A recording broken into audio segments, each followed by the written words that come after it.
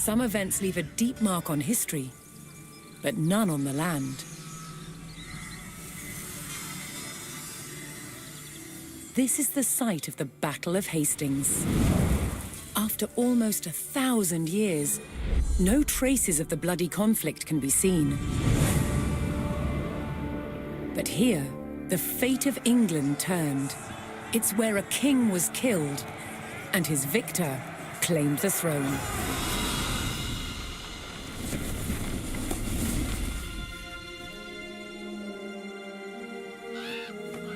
October 14th, 1066.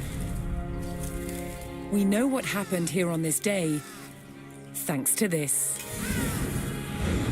The Bayeux Tapestry. A carefully preserved, illustrated record of events. It shows the main players.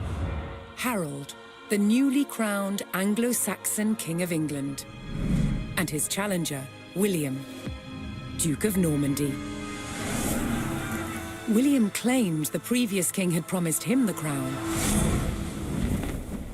So, he assembled an army and prepared to sail to England to fight King Harold for the throne.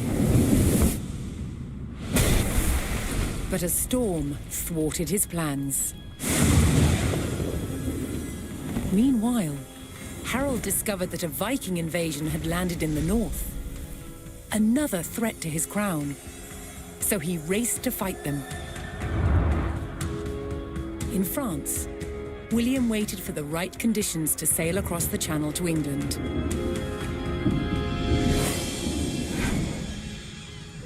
The weather cleared.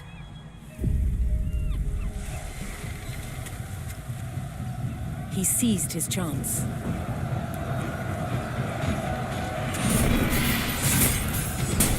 "250 miles north, Harold had defeated the Vikings.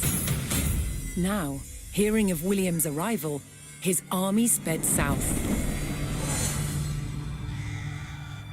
At 9 o'clock in the morning, on this hill, William's Norman army were ready to do battle with Harold's Anglo-Saxon men. The stage was set, and up for grabs, England itself.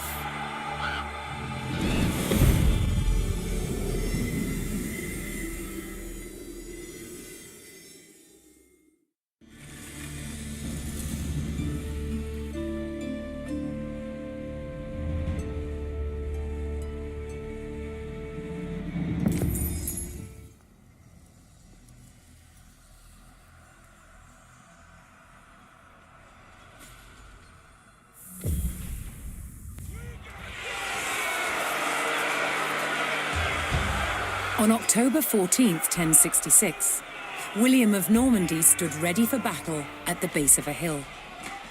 The high ground belonged to King Harold of England and his Anglo-Saxon army. Here, on this hilltop, the fate of England would be decided.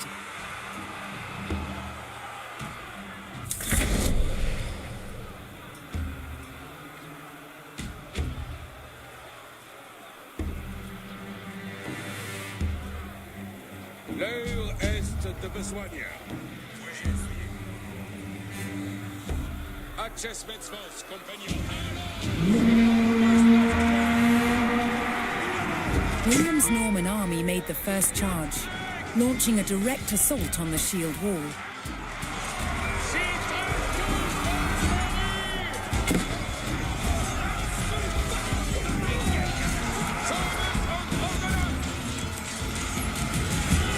Though William's army fought fiercely against the shield wall, it would not yield. As one man fell, another took his place. Overlapping shields in tight formation made for a near impenetrable barrier. Realizing his army could not break the shield wall, William called for a retreat.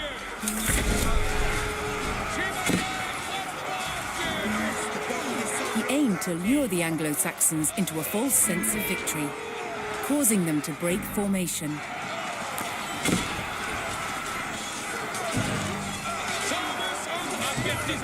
William's feigned retreat was working. The Anglo-Saxon army broke their shield wall formation, leaving gaps for William to make a move.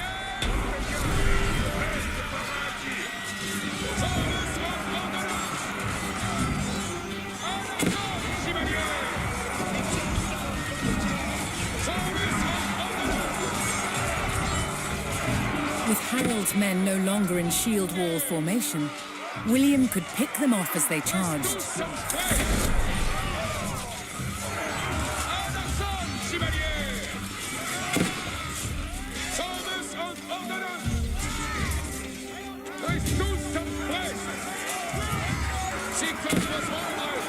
More Norman men-at-arms reinforced William's army.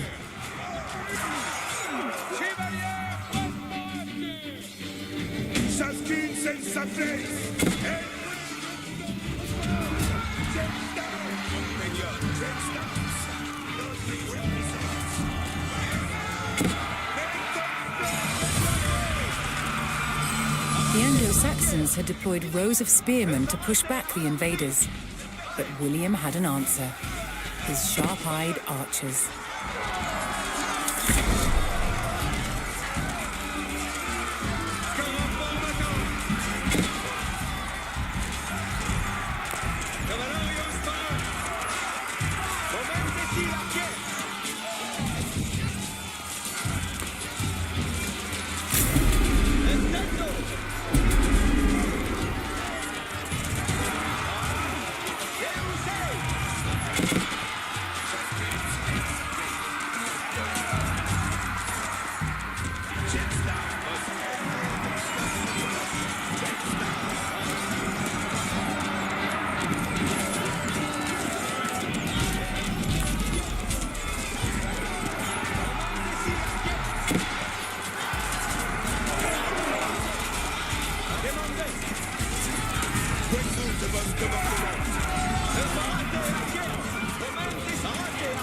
Additional Norman archers joined the battle.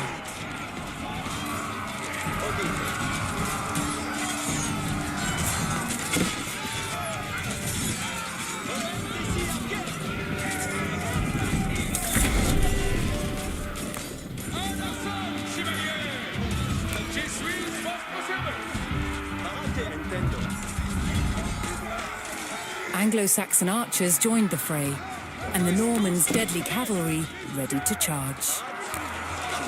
But first, William's forces had to eliminate the enemy spearmen, whose sturdy polearms could easily bring down a horse.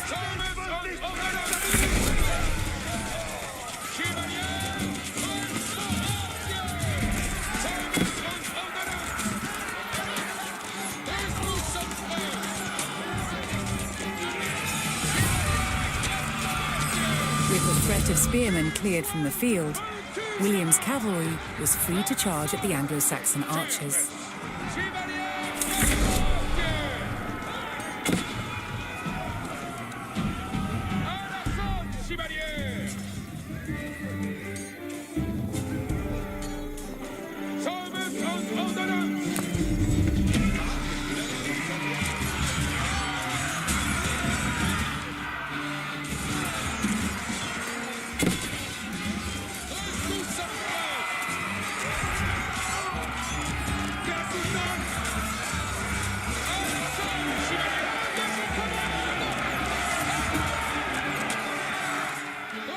More Norman cavalrymen took to the field.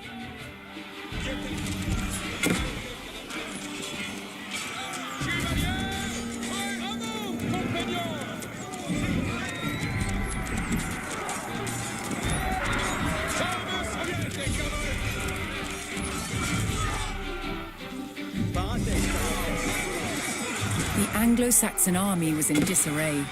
Their shield wall had been neutralized, and their numbers were dwindling. Now the only thing standing between William and victory was King Harold himself.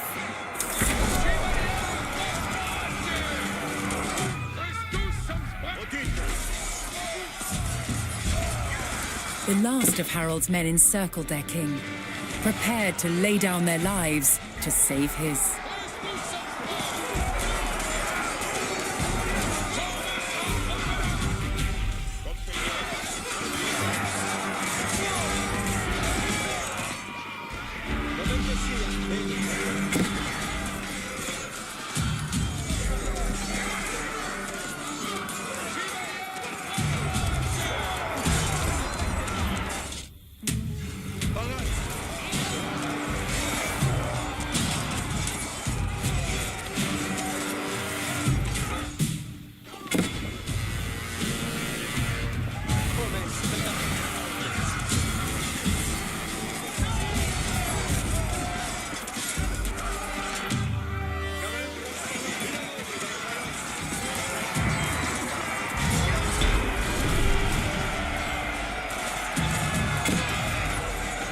Anglo-Saxon King Harold had fallen.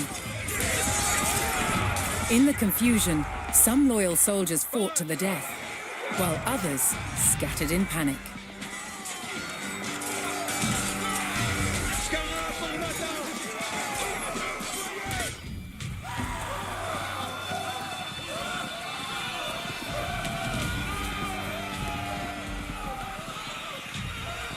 Leaderless and defeated, the last of the Anglo-Saxon army fled for their lives.